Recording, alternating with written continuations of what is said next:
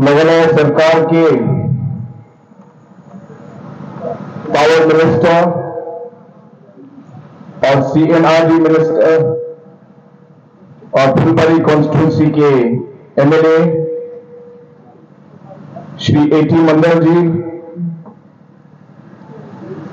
Former minister और farmer राजाबाला constituency के MLA मामा साले, हमारे EM श्री जंगो साहब, हमारे MDC श्री हबीबुल साहब, मंच पे उपस्थित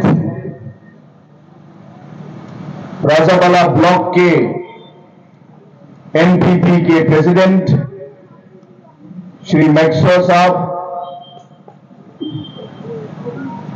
और NPP पार्टी के सभी लीडर्स, UDP पार्टी से आज हमारे पार्टी में आए हुए सभी पार्टी लीडर्स और आज के इस लोकसभा इलेक्शन के इस मीटिंग में भाग लेने के लिए आए हुए सभी मेरे प्रिय भाइयों और सभी बहनों और सभी दोस्तों, सबसे पहले इस मीटिंग में आने के लिए जो आप लोगों ने कष्ट उठाया और इतनी भारी संख्या में आए, इसके लिए मैं आप सभी को अपने दिल से धन्यवाद कहना चाहता हूं और सभी को मेरा नमस्कार।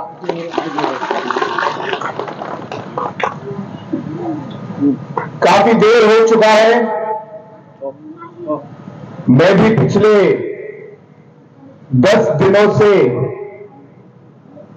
अरुणाचल से लेके जयंती हिल्स से लेके खासी हिल्स से लेके गारो हिल्स के हर कोने तक हमारे अलग अलग कैंडिडेट्स के लिए कैंपेन करते करते आज इस मीटिंग में पहुंचा हूं। काफी देर हो चुकी है, आप सब भी काफी थक गए हैं और मुझसे पहले हमारे सभी पार्टी के लीडर्स ने इस आने वाले इलेक्शन की जो इंपॉर्टेंस है, आप सभी को इस इलेक्शन के बारे में अपने स्पीच में काफी कुछ कहा। मुझे ज्यादा कहने की जरूरत नहीं है। 2023 में हमारे मेघालय स्टेट के चुनाव हुए और इस चुनाव में मेघालय की जनता ने एक बार फिर हमारे NPP पार्टी को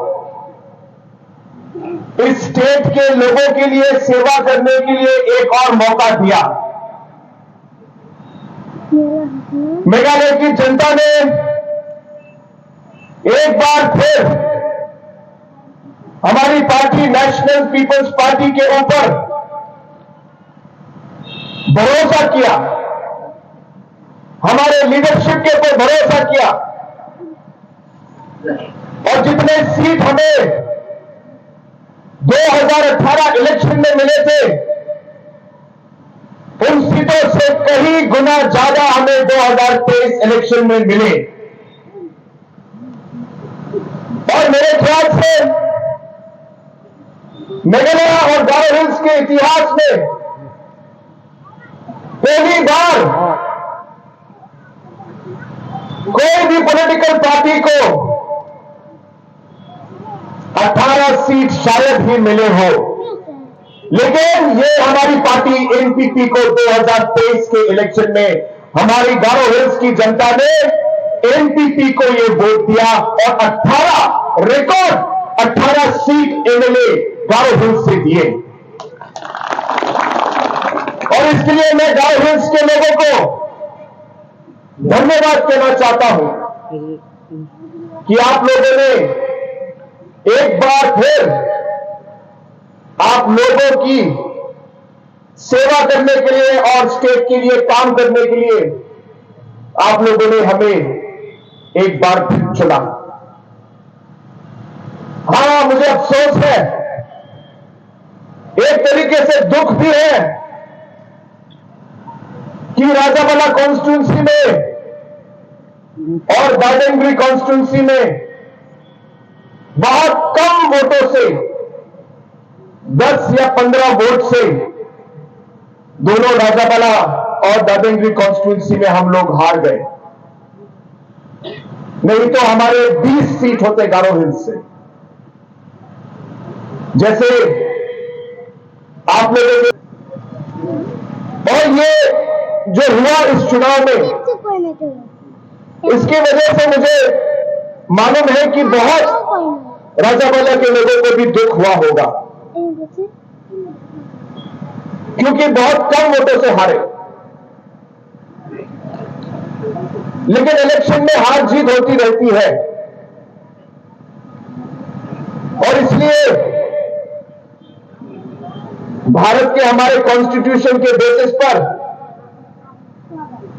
हमें अलग अलग चुनाव में वोट करने का अवसर मिलता है।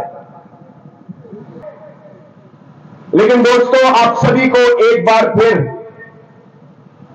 जो 2023 में गलती हुई, उस गलती को सुधारने के लिए और पॉलिटिक्स को बदलने के लिए एक बार फिर आप लोग को अवसर मिल रहा है। इस 19 तारीख को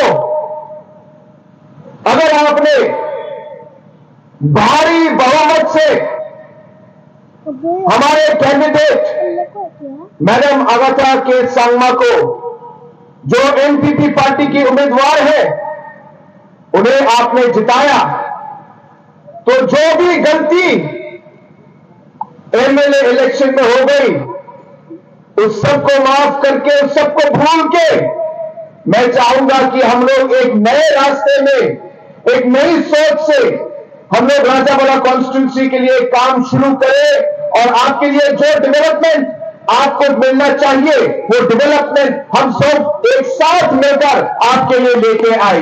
ये मेरा आप लोगों से वादा है। दोस्तों, हमारी पार्टी में और हमारे कल्चर में लेट पीए सांगमा जी को हम लोगों ने फॉलो किया।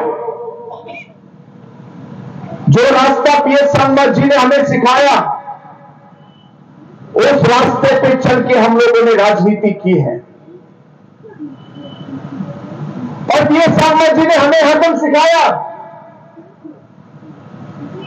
कि कोई भी जात का, कोई भी धर्म का आदमी हो, कोई भी कम्युनिटी का हो, सभी को सम्मान देके, सभी को आपको रिस्पेक्ट देके, सभी को आपको साथ लेके चलना है। कभी किसी के खिलाफ जात या धर्म के बेसिस पर कभी किसी के खिलाफ काम नहीं करना, सेक्युलर बेसिस पे काम करना है। गारो हिल्स पे रहने वाले, चाहे वो गारो क्यों न हो, चाहे वो हमारे मुस्लिम भाई बहन क्यों न हो, चाहे वो हिंदू समाज के क्यों न हो, चाहे वो अदर ट्राइब्स के क्यों न हो, गारो हिल्स का लीडर होने के नाते, मेघालय स्टेट का मुख्यमंत्री होने के नाते, ये मेरा फर्ज बनता है कि मैं सभी को साथ लेके चलूं, सभी के लिए काम करूं। ये मेरा आप लोगों से वादा है दोस्तों। और ये आप जानते हैं, क्योंकि इस इलेक्शन में हमें 18 सीट मिले गारो हिल्स से। पूरे मेघालय स्टेट में हमें 26 सीट मिले। अगर मैं चाहता तो मैं गारो हिल्स के सभी हिल एरिया से सभी अपने कैबिनेट मिनिस्टर्स को हिल एरिया से चुनता, क्योंकि हमारे पास काफी मेंबर थे। लेकिन क्योंकि पीएस सांगमा जी ने हमें सिखाया कि सभी को साथ लेकर काम करना है, मैंने प्लेन बेल्ट के हमारे एक सीनियर लीडर जो फुलबारी के एमएलए हैं श्री एटी मंडल जी को मैंने कैबिनेट मिनिस्टर का पोस्ट दिया, ताकि वो प्लेन बेल्ट के लोगों को, इस एरिया के सभी लोगों को रिप्रेजेंट करके उनके लिए काम कर पाए, कैबिनेट में आवाज दे पाए। और हम कॉन्स्टिट्यूंसी को देखकर मैं काम करने वाला आदमी नहीं हूं। मेरा बचपन से ही मुझे सिखाया गया है कि आपको सबसे प्यार करना है। मैं जानता हूं कि बहुत लोग हैं जिन्होंने मेरे लिए वोट नहीं किया, जिन्होंने मेरे पार्टी के उम्मीदवार के लिए वोट नहीं किया। मैं कहता हूं लोगों से, इलेक्शंस तो आएंगे और जाएंगे, लेकिन जो विश्वास और जो रिश्ता आप मेरे साथ बनाएंगे वो जिंदगी भर होना चाहिए, जिंदगी भर। मैं कभी भी आपका विश्वास जो आप मेरे पर रखेंगे, मैं कभी वो विश्वास टूटने नहीं दूंगा। यह भी मैं आप लोगों को बताना चाहता हूं। और इसलिए ये एरिया ने मुझे वोट नहीं दिया, यहां मुझे मेरा एमएलए नहीं मिला, मुझे दुख है, लेकिन इसकी वजह से मैं आपको पूरी तरह राजावालों को काट दूंगा, ये ऐसी मेरी सोच नहीं है दोस्तों। हां, कठिनाइयां हैं। अगर मामा साले साहब एमएलए होते तो काम करने में तेजी होती, बहुत सारे स्कीम आते, जल्दी से आते, लेकिन क्योंकि ऑपोजिशन का एमएलए है, काम करने में दिक्कत होती है, मेरे पास आने में उनकी दिक्कत होती है, स्कीम मांगने में दिक्कत होती है, मेरे देने में कभी कभी नहीं होगी। लेकिन मामा साले अगर होते तो आप जानते हैं कि वो मेरे घर के आदमी हैं। मेरे घर के आदमी होने के नाते सुबह शाम रात वो मेरे पास कभी भी आ सकते थे। आपके एरिया का कोई भी प्रॉब्लम होता, मैं आपको वादा करना चाहता हूं दोस्तों कि उन प्रॉब्लम को अगर मामा साले साहब होते तो शायद इन प्रॉब्लमों को सॉल्व करने में, इस कठिनाइयों को दूर करने में ज्यादा समय नहीं लगता। लेकिन मामा साले साहब आज एमएलए नहीं है, लेकिन फिर भी आज वो आपके लिए सोच रहे हैं। मैं आप लोगों को बताना चाहता हूं, और ये खुशी है मुझे बताते हुए कि फूलबारी से लेके Rajawala up to Sersela up to Koyalagiri national highway 127B, इस रास्ते का टेंडर हो चुका है। 680 करोड़ रुपए का पैसा सैंक्शन हो चुका है, और ये टेंडर डॉक्यूमेंट जो है ये 23 अप्रैल को खुलेगा।